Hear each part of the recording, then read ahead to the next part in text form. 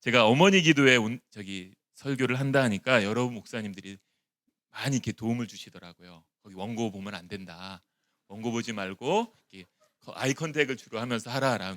이런 이야기를 하고요. 또 "일단은 재밌어야 된다." 얘기를 하는데 제가 목소리부터 생긴 것까지 좀 심각한 스타일이다 보니까 예, 웃기는 게 굉장히 힘들어요. 그래서 뭘 할까 고민을 했는데 여러분 그 시편 23편의 워낙 유명한 성경 구절이잖아요. 아마 교회를 안 다니시는 분들도 거의 들어봤던 내용이어서 그런지 사투리 버전이 많이 나와 있어요. 그래 가지고 이거를 굉장히 열심히 연습했습니다. 예. 그 여러 사투리가 있는데 그 여러 가지 하면 혼란스러울 것 같아서 딱 하나를 선택을 했어요. 제일 억양이 독특한 경상도 버전인데 우리 교회에서 그 경상도 표준어를 쓰시는 강모 목사님 있잖아요. 제가 "이것 좀 한번 읽어 달라. 내가 듣고 녹음해서 한번 연습하겠다." 했는데 본인은 서울 표준말 쓴다고 절대로 안 해 주시더라고요. 예. 예, 그래서 이제 다른 이제 정광명 목사님 이렇게 도움을 받아 가지고 이제 준비했는데 한번 여러분 들어보셨으면 좋겠습니다. 굉장히 걱정 많이 했어요. 그 얼음 창고 되면은 그래 설교 이제 죽 쓰는데란 한번 들어보셨으면 좋겠습니다. 여호와가 내 목자아이가 그라 내 삼아 답답할 게 뭐 있겠노. 그 양반이 내 서퍼런 풀구 뒤에 디비지게 하시고 분위기 지기는 또랑가로 내리 끝인데 내 정신 챙기가 옳게 살락하시면 다 그 양반 체면 때문이 않카나. 내 죽을 뻔한 골짜구디 껌껌한 데서도 간띠야 부어 냉길 수 있으이 그 빼이 참말로 여간 아인기라. 다 주의 몽디와 짝대기가 내를 맨날 지키시기 때문이래. 그 양반이 내 왼수 죽일 놈의 문디자시들 앞에서 내를 방방 띄우시고 대가리에 기름 발라주시니 내를 팍팍 키워주시니 내 삶 온 걱정이 있건노 말이라. 내 인생이 억수로 복잡하게 싸도 저 양반이 맨날 지키신 줄 깨로 내 삶아 웃자든지 그 옆에 딱 붙어가 때리지기도 안 떠날란다. 네. 아유, 예. 예, 제가 설교 준비하면서 성경 본문을 읽은 것보다 이 사투리 읽은 게 더 많이 많았습니다. 또 이렇게 사투리를 읽으니까 또 나름대로 이렇게 굉장히 마음에 와닿더라고요. 지금 마지막 구절이 저는 제일 인상 깊었습니다.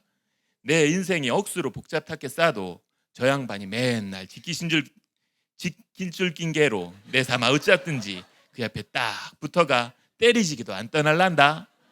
예. 아마 이제 경상도 어렸을 때 경상도에 사셨던 분 잠깐 손 들어 주겠어요? 살짝? 예. 얼마나 비슷했는지 모르겠어요. 여러분 들었는지. 예. 그 시편 같은 경우는요. 어떤 이렇게 논리적으로 우리에게 접근하는 게 아니라 이렇게 정서적으로 이렇게 다가가는 거거든요.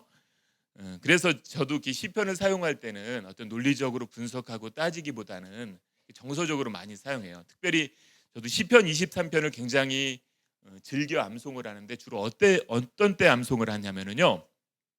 이렇게 마음이 이렇게 복잡하고 두려움이 올 때, 걱정이 되고 막막한 그런 생각이 들 때요.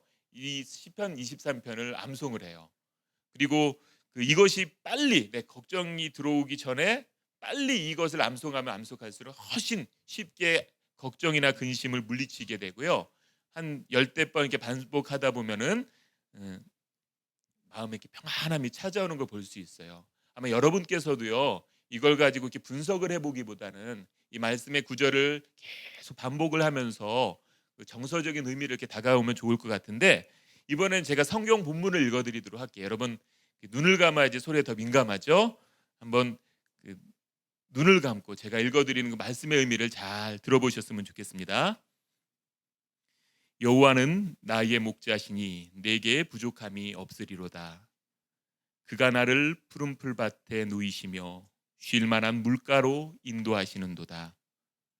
내 영혼을 소생시키시고 자기 이름을 위하여 의의 길로 인도하시는도다. 내가 사망의 음침한 골짜기로 다닐지라도 해를 두려워하지 않을 것은 주께서 나와 함께 하심이라. 주의 지팡이와 막대기가 나를 안위하시나이다.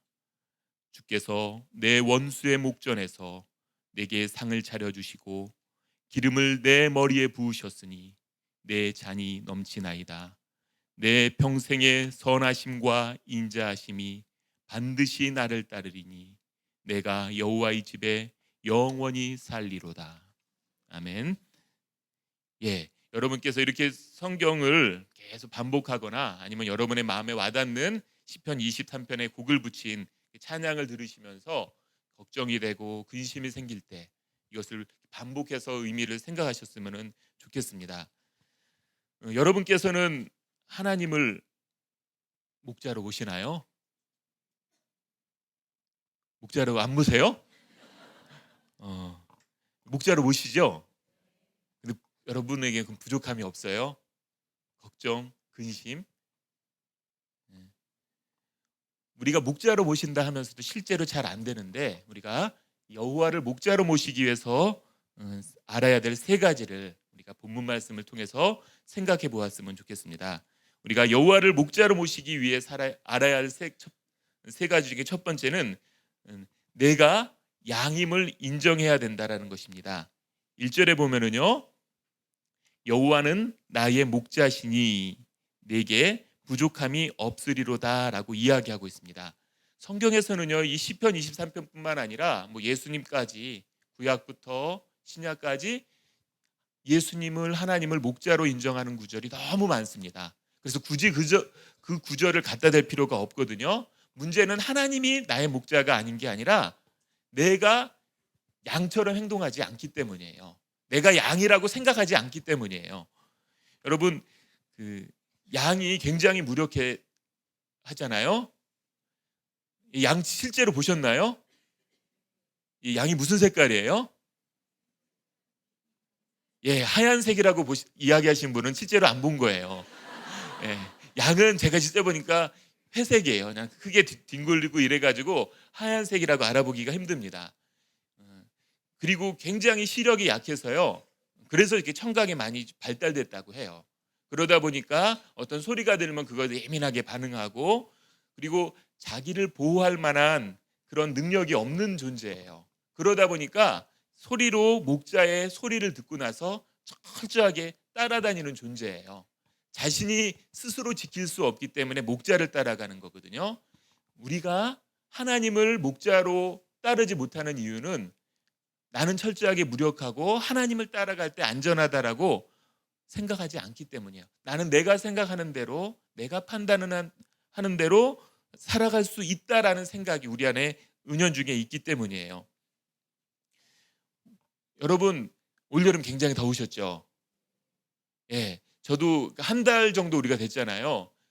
거의 그 사우나탕에서 24시간 살아가는 느낌이었어요. 사우나탕에서 밥 먹고 사우나탕에서 공부는 안 했네요. 성경 읽고 사우나탕에서 일하고 거의 그 느낌이었는데 여러분 그 더위가 물러가고 가을이 오는데 노력한 일이 있나요? 없죠? 한 거는 그냥 버틴 것밖에 없어요. 뭐냐면 우리는 여름이 가게 할 수도 가을이 오게 할 수도 없고요. 주어진 것에 그냥 맞닥뜨려 살 뿐이에요. 내가 그걸 조절할 능력이 없는데 자꾸 환경에 우리 집중하는 것을 볼 수가 있습니다. 우리가 통제할 수 있는 것보다 통제할 수 없는 게 훨씬 더 많다는 거 알고 계세요, 여러분? 여러분 태어날 때 부모님을 선택하신 분, 내가 21세기 한국에서 살겠다고 선택하신 분 없습니다. 한국에서 태어나겠다고 한 적도 없고 여자로 태어나려고 한 적도 없고 그리고 여러분의 형제 자매를 선택해 본 적도 없고요. 여러분 외모를 선택한 적 없잖아요. 선택했으면 그 얼굴 갖고 태어나지 않았죠? 조금 더 우리는 좋은 얼굴로 태어났을 텐데 그런 거 선택해 본 적 없습니다. 그러니까 머리에 좋고 나쁨도 선택해 본 적 없어요. 그러니까 좋은 머리를 갖고 나온 거는 부모님이나 아니면 하나님께 감사해야 할 일이지 자랑할 게 아니에요. 자기 능력과는 상관없었거든요. 또 여러분께서 늙어가는 것 아무도 조절하거나 막을 수 없습니다. 언제 죽느냐도 막을 수가 없습니다. 그러니까 우리에게는 바꿀 수 있는 것보다 바꿀 수 없는 것들이 훨씬 더 많음에도 불구하고 내가 뭘 해보고자 하는 자꾸 양답게 생활하지 않고 자기 스스로 하려고 하기 때문에 문제가 생깁니다. 하나님과의 관계도 마찬가지예요.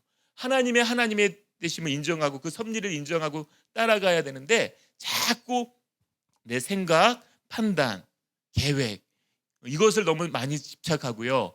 그것이 되냐 안 되느냐에 집중하다 보니까 결국은 나 스스로 살아가는 겁니다. 양처럼 살아가는 것이 아니라 그것이 우리가 하나님을 목자로 모시고 살아가는데 어려움이 있습니다. 어려움이 있는 것입니다. 제가 어머니 기도회 설교를 해달라고 1학기 때 부탁을 받았어요. 나중에 일정 정해주면 알려준다라고. 그리고 나서 뭐 그러면은 그러겠다라고 이야기를 했습니다. 그리고 나가지고 그 방학할 무렵에 우리 순장반 개강 수련회가 있는데 남자, 여자, 여직자 이렇게 세 번이 있습니다. 이번에는 어떻게 할까 전도사님과 상의하다가 이벤트를 하자. 그래서 남자 순장님은 1박 2일로 하고 여자 순장님들은 아침 일찍 가평에 있는 그 필그림 하우스하고 생명의 빛교회라는 것을 이렇게 둘러보는 계획을 다 따로따로 잡았습니다. 그러다가 딱 그 교육자들께 공유하는 알림란에 보니까 제 새벽 설교가 딱 정해져 있더라고요. 그리고 또 주일날 설교가 1년에 딱 한 번 할 수 있는 설교가 딱 정해진 거예요. 그리고 나서 다 계산을 해봤더니 휴가 끝나고 그 다음 주에 설교였어요. 그래서 한 주 내내 휴가를 누리기보다는 설교에 집중하고 고민하면서 이게 휴가 끝에는 설교하는 거 아니야 이렇게 후회하면서 설교를 준비했습니다. 끝나고 났더니 남자 순장반 1박 2일을 가는 거예요. 그리고 났더니 그 다음 주에는 여순장님들 개강 수련회를 갔는데요. 여자분이다 보니까 이게 나눠서 가도 제가 운전을 해야 되잖아요. 한 5-6시간 운전을 하더라고요. 근데 고속도로 운전하고 달라가지고요. 갔다 오는데 상당히 힘들었어요. 제가 이렇게 목사지만은 제가 하는 일 중에서 제일 자신 있는 일이 운전이거든요. 그래서 나는 목사 안에서 운전했으면 참 잘했을 거야 이런 생각을 많이 하는데 한 5-6시간을 그 시골길을 운전하다 보니까 굉장히 힘들더라고요. 뭐 그러면서 사역하면서 또 토요일 날 되니까 여직장 순장님들하고 또 똑같은 코스를 처음 간 것처럼 하고 움직였습니다. 그렇게 하고 나니까 몸이 많이 지치더라고요.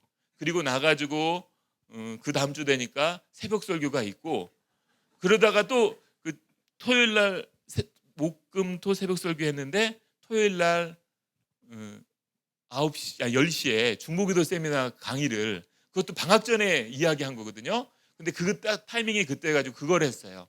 그리고 났더니 그 다음 주 수요일이 오늘이거든요. 그래가지고 계속 설교와 강의와 운전과 제 모든 것들을 다 이렇게 쏟아 부었습니다.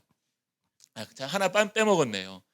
제자 훈련도 제가 오래 했지만은 처음 할 때가 굉장히 힘들거든요.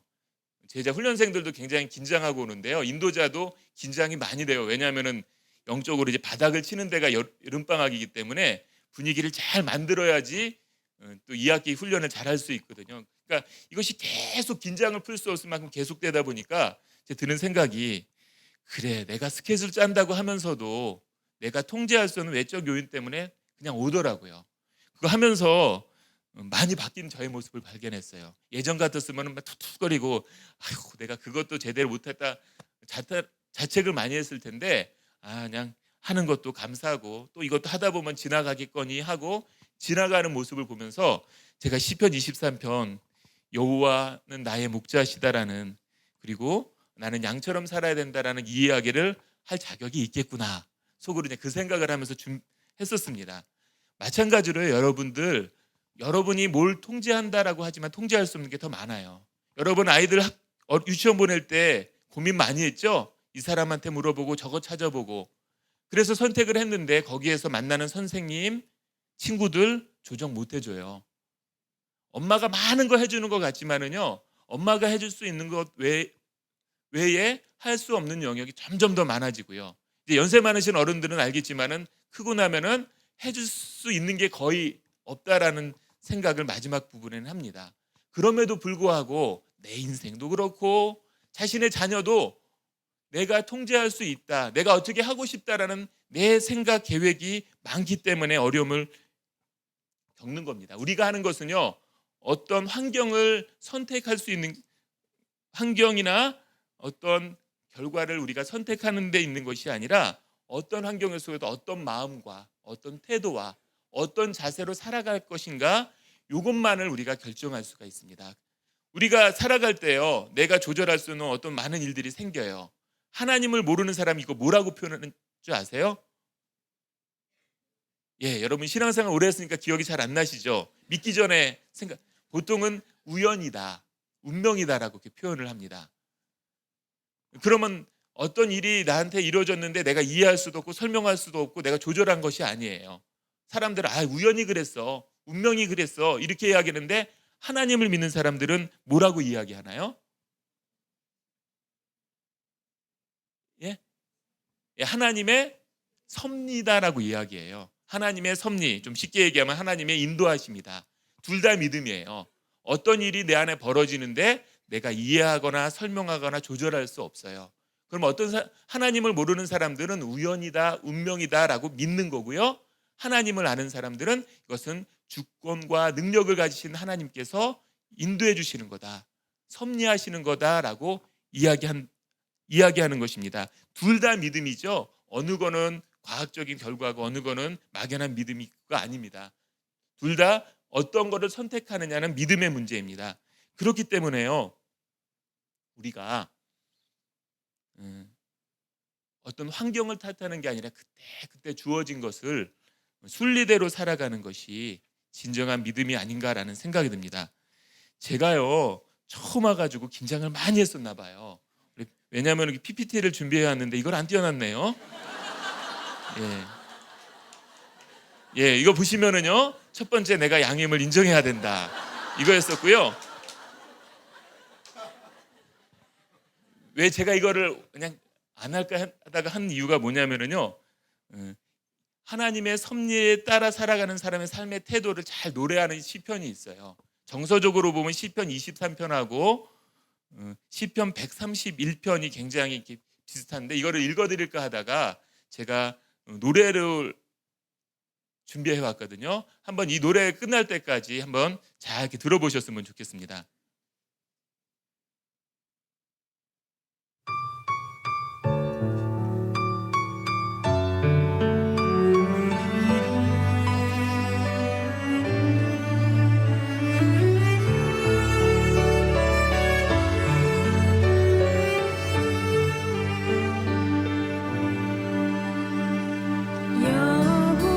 여호와여 나의 마음이 교만치 아니하고 내 눈이 높지 아니하오며 내가 큰 일과 미치지 못할 기이한 큰 일을 힘쓰지 아니하나이다. 실로 내가 내 심령으로 고요하게 하기를 젖된 아이가 그 어미 품에 있음같이 하였나이다. 이스라엘아 너는 지금부터 영원까지 여호와를 바랄지어다.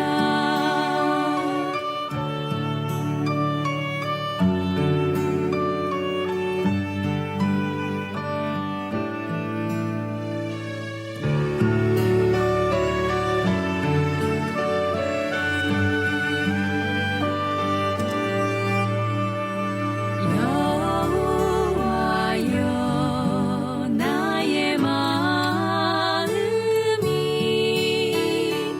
교만치 아니하고 내 눈이 높지 아니하오며 내가 큰 일과 미치지 못할 기이한 큰 일을 힘쓰지 아니하나이다. 실로 내가 내 심령으로 고요하게 하기를. 예, 끝나버렸네요. 끝까지 제가 안 들어봐가지고 키노트에다가 올려놨는데 파일이 용량이 작았나 봅니다. 예, 이것도 통제가 잘 안 됩니다. 그냥 주시는 거에 맞춰서 가는 것. 내가 뭘 조절하려고 할 때 힘들거든요. 순리에 맞게 살아가는 것이 가장 신앙의 삶이 아닌가라는 생각이 듭니다. 하나님을 목자로 모시기 위해 해야 할 세 가지 중 두 번째 보도록 하겠습니다. 우리 같이 읽도록 하겠습니다. 인생의 골짜기는 필연임을 알아야 한다라고 이렇게 되어 있죠. 4절 말씀 다시 우리 같이 한 목소리로 보겠습니다. 시작.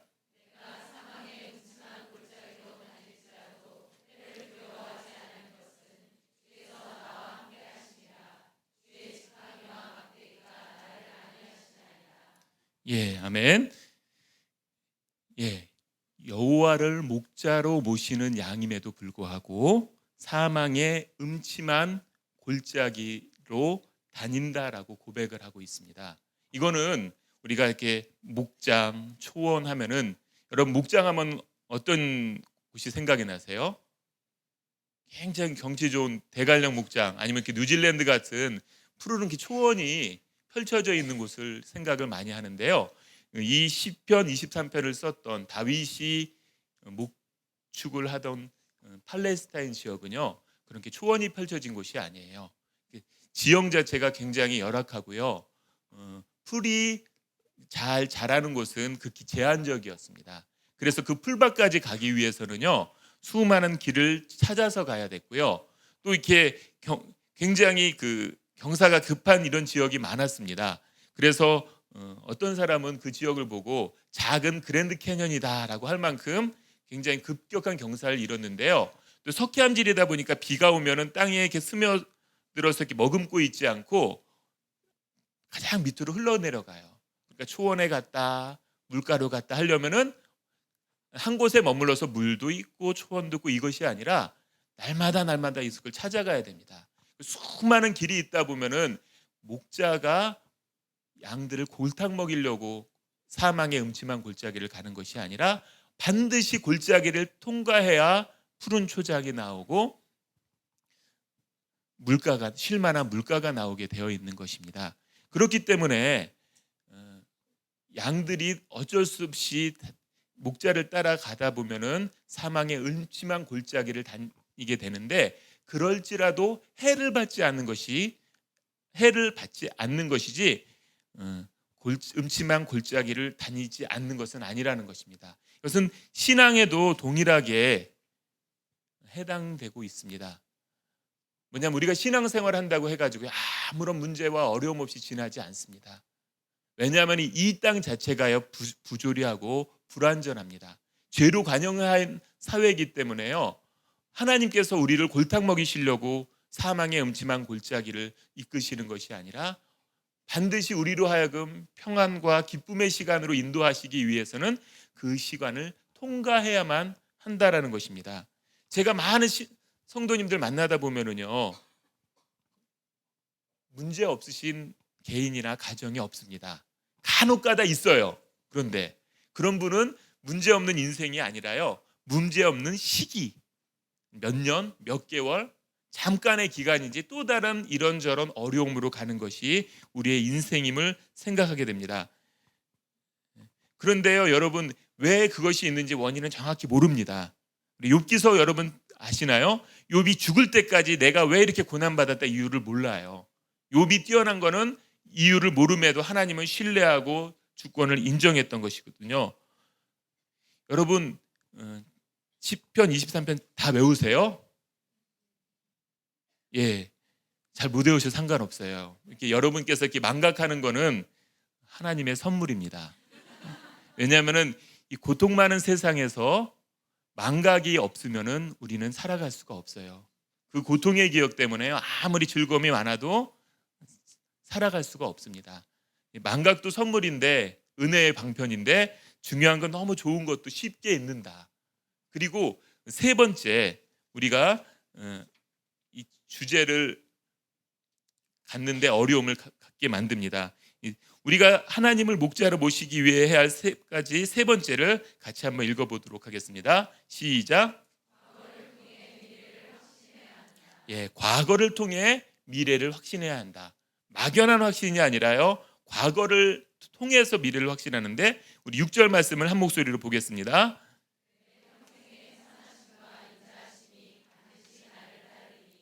내가 평생의 선하심과 인자하심이 반드시 나를 따른다라고 해요. 근데 여러분, 이 표현이 자연스러우신가요? 여러분, 우리 미래는 앞에 있다고 생각하나요? 뒤에 있다고 생각하나요? 앞에 있어요. 과거는 뒤에 있고. 그러면은 선하심과 인자하심이 반드시 나를 따른다는 얘기는 뭐예요? 과거 뒤편에서 따라온다는 얘기니까 앞으로는 어떻게 될지 모른다는 의미 아닌가요? 거기까지 생각은 안 해보셨죠? 괜찮습니다. 그러니까 제가 할 말이 있습니다. 근데 이거는 유대인들하고 우리나라하고의 개념의 차이예요. 우리나라는 과거는 지나갔기 때문에 뒤에 있고, 미래는 앞으로 다가올 거기 때문에 앞에 있다라고 생각을 했는데요, 유대인들은 반대로 생각했어요. 과거가 앞에 있는 거고 미래는 뒤에 있다고 생각을 했습니다. 왜 그러냐면은 과거는 내가 지나왔기 때문에 언제 어떤 일이 있는지 명료하게 알 수 있어요. 그렇기 때문에 앞에 있는 거고, 미래는 잘 몰라요. 막연하기 때문에 뒤에 있다고 생각했습니다. 그렇기 때문에 유대인들이 여호와의 선하심과 인자하심이 반드시 나를 따른다라고 했을 때의 의미는 뭐냐면은, 유대인들의 개념에서 앞으로 나의 모든, 뒤로겠죠, 뒤로의 모든 삶이 하나님의 선하심과 인자하심이 함께할 것입니다라는 그런 신앙 고백이라고 할 수가 있습니다. 과거는요, 명료하기 때문에요, 내가 그것을 보면서 어떻구나 알 수 있어요. 그 과거를 통해서 우리는 미래를 봐야 되는 거예요. 신앙생활 처음 할 때는요, 우리 신앙의 과거가 없어요. 그렇기 때문에 그건 안 되는데, 성경을 통해서 하나님의 선하심과 인자하심을 경험하고, 이런 하나님께서 나를 앞으로 이렇게 인도해 주시겠구나라고 보는 겁니다.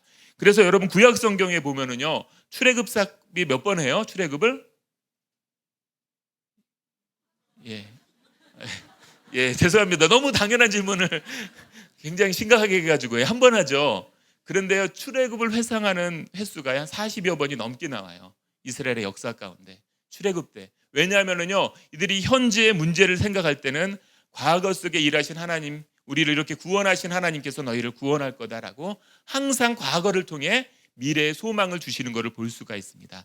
그렇기 때문에 우리가 하나님의 선하심과 인자하심을 확신하려면요, 역사 속에서 우리 신앙의 선배들 통해 일하신 하나님의 성품과 모습을 보는 게 중요합니다.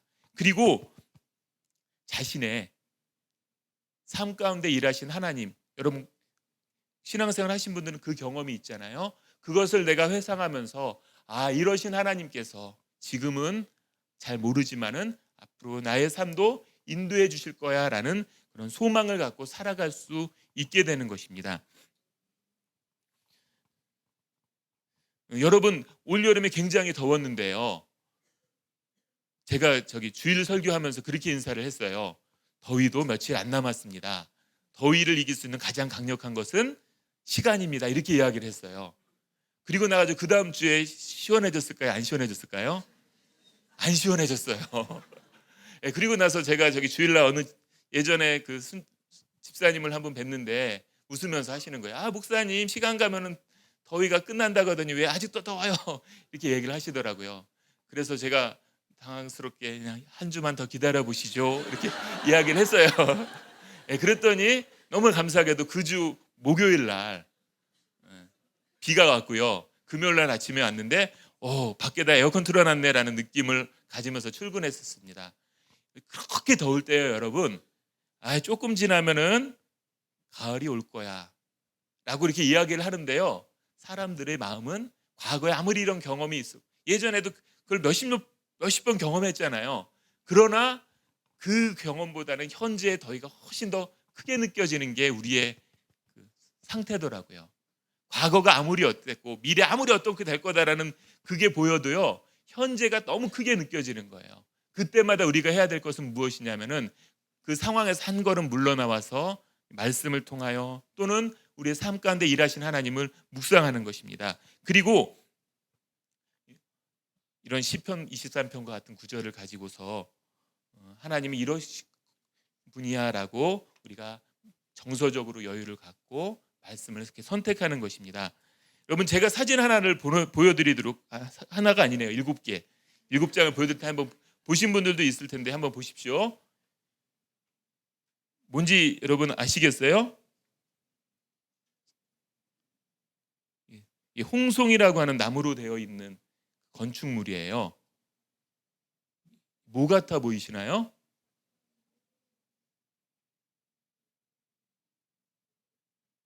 예, 저 사진 오른편에 보면 뭐가 있어요?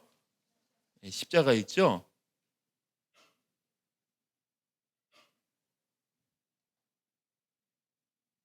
예, 이따 보여드리겠습니다. 마지막은, 예, 여기가 저희 이번에 여름에 순장님들과 같이 개강수련회를 떠났던 가평에 있는 생명의 빛이라는 교회예요.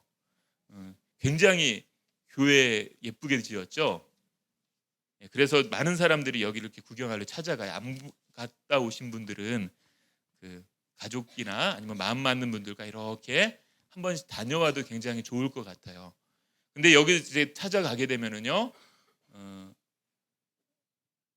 앞에서 이렇게 설명을 해줍니다. 어떻게 이 건물이 지어졌는가. 근데 너무 이번에 인상 깊은 이야기를 들었습니다. 마지막 사진은 뭐였냐면은요, 예, 여기에도 계신 분이 한 분 있는데요, 우리 순장님들이 같이 가서 순장님과 기념사진 찍었던 사진입니다. 예.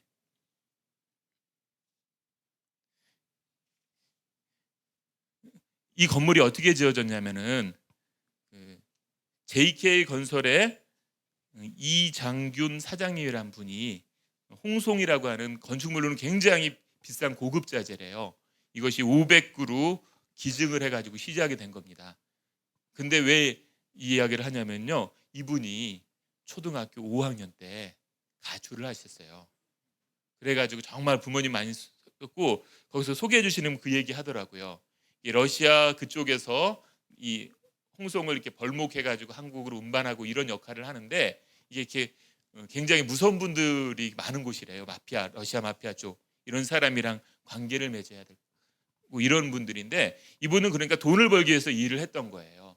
그런데 평생 자신의 아들을 두고 기도를 했던 어머니가 이렇게 나중에 500구를 팔면 어마어마한 돈을 벌으니까 이거를 팔려고 해가지고 준비하고 있었는데, 평생 신앙 안에서 살 거를 가르치며 기도했던 어머니가, 야, 네가 평생 남의 집만 져주지 말고 이번에 하나님 짓는데 좀 그거를 갖다 하나님께 바쳐라라는 이야기를 듣고 나가지고 이것을 바치게 됐고요. 그래서 시작된 거예요. 그리고 또 이것을 이렇게 디자인한 분이 저희 신형철 교수님이란 분인데요. 이분은 프랑스 롱샹 성당을 어렸을 때 보면서 나중에 크면은 나도 이와 같이 아름다운 하나님의 집을 지을 거야 이렇게 다짐했던 것이 연결이 되면서 이 집을 지었다고 합니다. 그런데 이분은 초등학교 6학년 때 가출되었대요. 예. 그래서 교회 관계자가 헷갈리니까 그냥 똑같이 초등학교 5학년으로 가출한 걸로 합시다 했더니, 아니라고, 나는 1년 뒤에 했다고 이야기를 하면서 했다고 하는데요.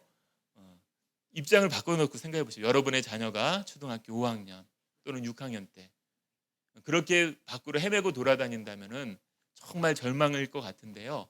하나님께서는 다 사람을 그 나름대로 사용하여 주셔서 이렇게 아름다운 집을, 어떤 분들은 굉장히 또 너무 비싸게 들어갔다라고 아쉬워하는 분도 있더라고요.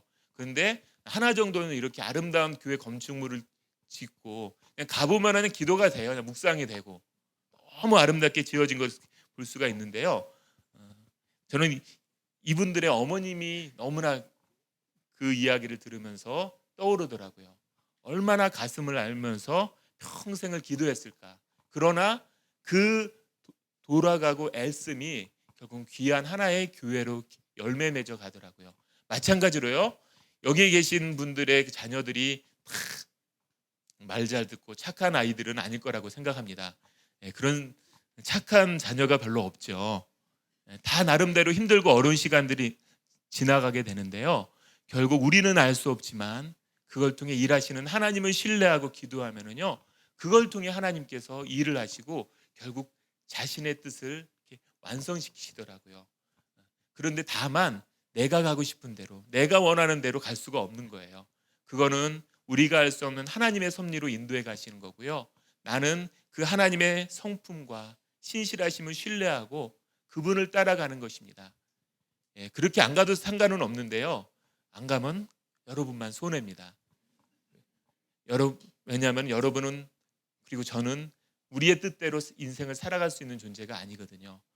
우리가 시편 24편을 통해 누릴 수 있는 기쁨은요, 어떤 문제 해결이 있고 그것이 아니라 하나님에 대한 성품을 내가 기억하고 어떤 상황 속에서든 신뢰와 소망과 평안 속에서 살아갈 수 있는 이 마음을 얻을 수 있는 것입니다. 여러분, 하나님은 우리의 목자시다라고요. 성경에 보면은 어디를 피더라도 이것이 나와 있습니다. 그런데 중요한 거는요, 하나님의 목자가 안 되시는 게 아니라 내가 양처럼 사는 게 아니에요. 나는 뭔가를 할 수 있다, 앞을 볼 수 있다, 나는 어떤 걸 지켜낼 힘이 있다라고 착각을 하기 때문에 힘들어지는 거고요. 그분께 맡기고 따라가면은 사망의 음침한 골짜기를 지나도 해를 당하지 않고, 그리고 쉴만한 물가 푸른 초장으로 인도해 주실 것입니다. 제가 어떻게 이 설교를 마무리할까 하다가요, 저는 시편 23편 저도 굉장히 즐겨 암송하는 구절인데, 시편 23편에 곡을 붙인 분들이 굉장히 많아요. 그런데 제가 들으면 들을수록 시편 23편의 정서를 가장 잘 표현한 곡이 있어요. 그래서 이것을 우리 같이 듣고, 여러분 끝나면 우리 신종철 목사님 나오셔서 기도 같이 하도록 하겠습니다. 한번 이 곡을 한번 같이 내용을 음미하면서 묵상하시기 바랍니다.